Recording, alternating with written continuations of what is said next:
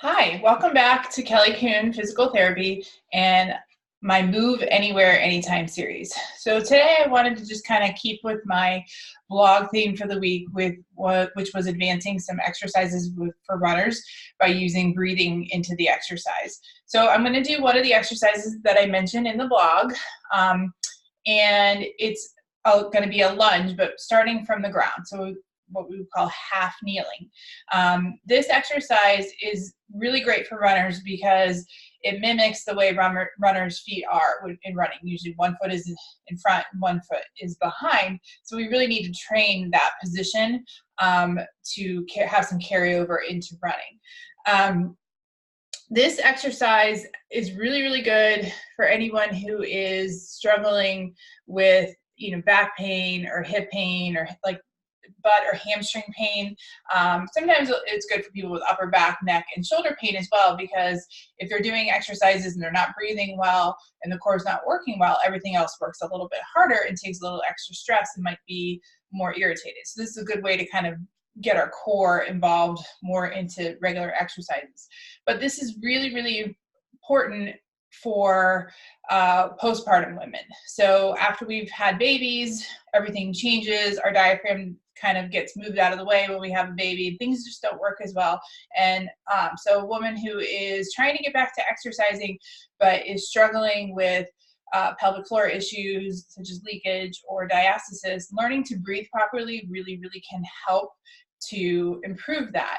And this is just one way, once you learn to breathe properly, to try to take some of that breathing stuff into functional exercises to get back to running. But it is good for everybody, not just postpartum women.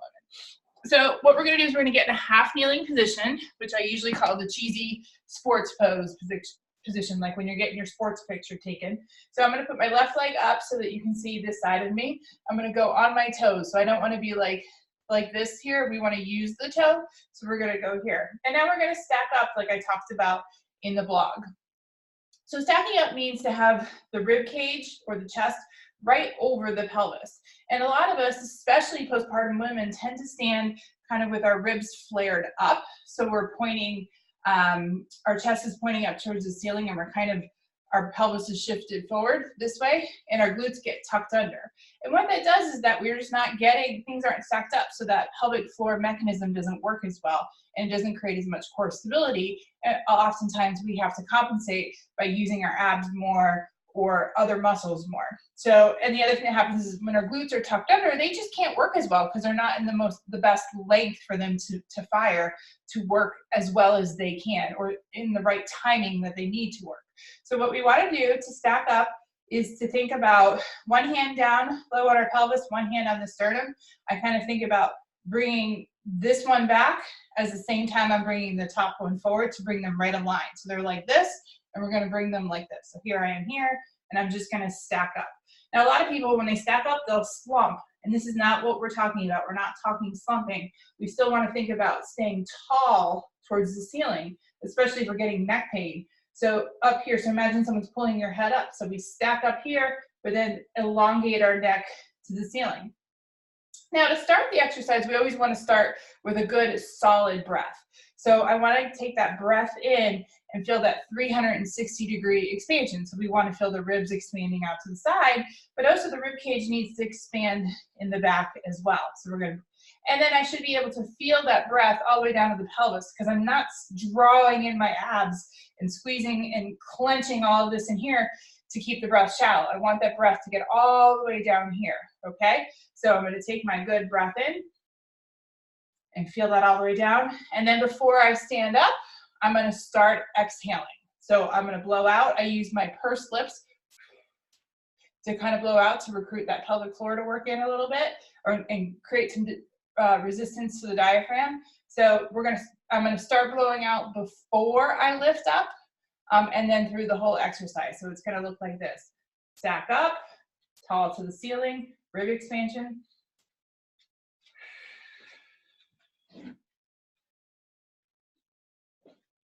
Now, you can stop at the top, reset your breathing, work on it that way. As you get better, you can go back and forth. You just want to make sure that as you go, some people will set right, and then as soon as they go to move, they'll lose that stack posture. Or if we add weight to it or a band resistance, they'll lose that posture. So those are ways to advance it, is by adding weight or a band and making sure you keep that stacked posture. Now I'm going to show you what it looks like to go through it repetitively. Breathe.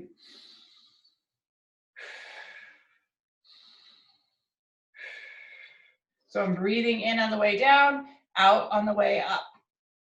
Now, one way I just recently learned to advance this from the postpartum corrective exercise course by Sarah Ellis Duvall that I'm taking, is to add some rotation. And this is really important for runners, because when we're running, we need to be able to rotate through our upper back or our thoracic spine while still keeping our hips still.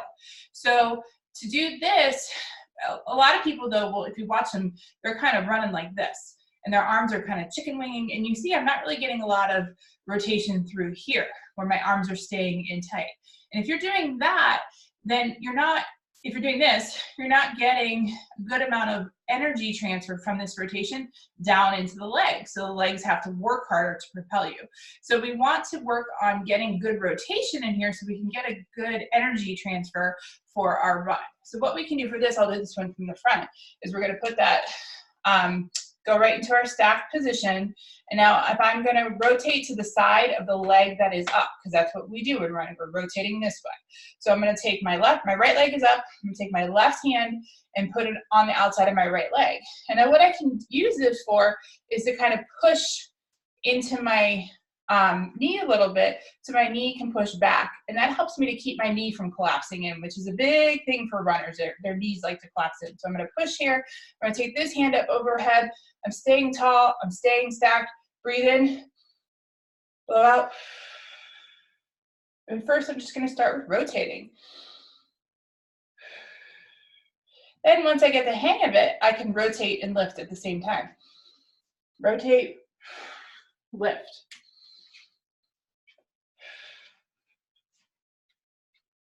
Good. Now you see, as you rotate, it's really hard to stay stacked up. We want to flare, so you have to really work on staying stacked, rotating as far as you can, and lifting up and back down. Now, once you master all of that, one other way to add a little bit of more resistance to the diaphragm for any exercise is to add a balloon in. So what you would do is just blow into the balloon as your exhale, as you're doing the exercise. And then when you're lowering back down, you want to keep the air in the balloon without having to use your hands. That means we're keeping just the right amount of pressure in the abdomen to kind of stabilize us as we go. And it's a good way to kind of retrain our core. This is a little more advanced exercise, so I would definitely talk to your doctor about it first, and especially if you're postpartum, don't start this right after the bat. But it's a good thing to maybe try later on down the line. So I'm going to try it here.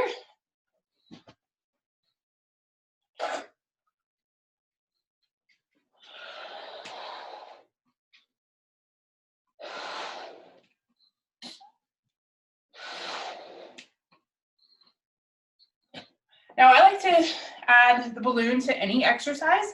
You could even just add it to breathing in the positions on the floor. You can add it to planks or any core exercise to help kind of add resistance to the diaphragm. This is the idea behind breathing trainers, but you have to use your hand for those. So with the balloon, you don't have to use your hands, and I think that leaves them open for the exercise. So give some of these breathing and exercise tricks to try, and let me know what you think.